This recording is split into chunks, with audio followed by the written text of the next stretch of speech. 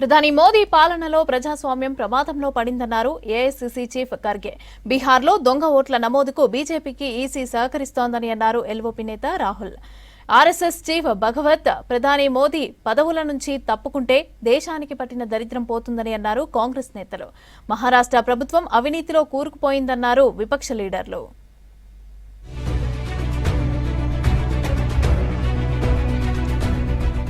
11 NDA పాలనలో ఒడిశాకు ఎలాంటి మేలు జరగలేదన్నారు ఏఐసీసీ చీఫ్ మల్లికార్జున ఖర్గే. కాంగ్రెస్ అధికారంలో ఉన్నప్పుడే ఒడిశాలో అనేక అభివృద్ధి పనులు జరిగాయన్నారు.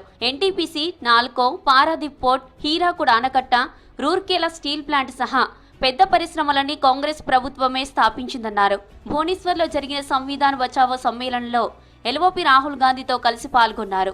కాంగ్రెస్ హయాంలో స్థాపించిన పరిశ్రమలను బీజేపీ సర్కార్ ప్రైవేటీకరిస్తోందన్నారు ఖర్గే.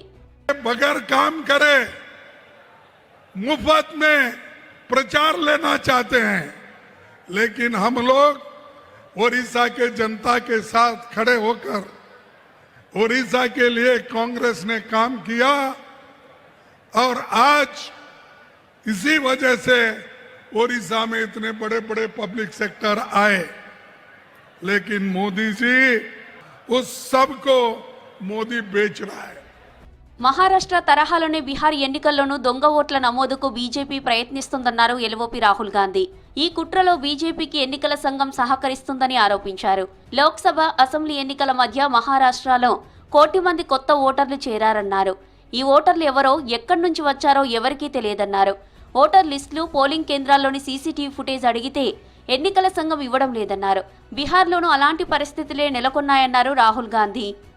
महाराष्ट्र में लोकसभा और विधानसभा के बीच में 1 करोड़ नए वोटर आ गए.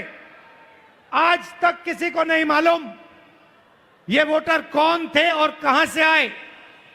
और जो चोरी महाराष्ट्र में हुई वही चोरी फिर से ये लोग बिहार में करने जा रहे हैं. దేశానికి త్వరలోనే మంచి రోజులు వచ్చేలా కనిపిస్తోందన్నారు కాంగ్రెస్ నేత పవన్ ఖేరా. 75 ఏళ్లకు పదవుల నుంచి తప్పుకోవాలన్న ఆర్ఎస్ఎస్ చీఫ్ భగవత్ వ్యాఖ్యలను స్వాగతించారు. మోహన్ భగవత్, నరేంద్ర మోదీ తమ పదవులకు రాజీనామా చేస్తే దేశానికి పట్టిన శని పోయినట్లేనని చెప్పారు. 11 ఏళ్లుగా రాజ్యాంగాన్ని, ప్రజాస్వామ్యాన్ని నాశనం చేస్తున్నారన్నారు పవన్ ఖేరా.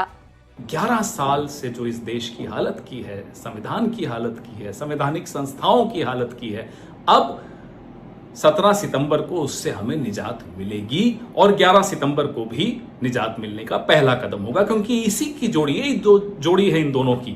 इसी ने संविधान की ये हालत, भारत की आत्मा के, भारत के संविधान के अच्छे दिन आने वाले हैं, क्योंकि नरेंद्र मोदी और मोहन भागवत जाने वाले हैं.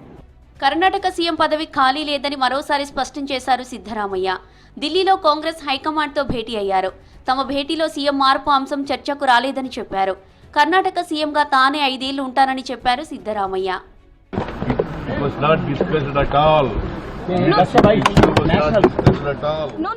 మహారాష్ట్రలో సీఎం ఫడ్నవీస్ సర్కార్ పూర్తిగా అవినీతిలో కూరుకుపోయిందన్నారు శివసేన యూబీటీ నేత ఆదిత్య ఠాక్రే. ప్రజల సొమ్ముతో నిండిన బ్యాగ్లను మంత్రి సంజయ్ సిర్సాద్ ఎక్కడికి తరలిస్తున్నారో సీఎం చెప్పాలన్నారు. ముఖ్యమంత్రికి తెలియకుండానే మంత్రులు, ఎమ్మెల్యేల అవినీతి దందా కొనసాగుతుందా అని ప్రశ్నించారు ఆదిత్య ఠాక్రే.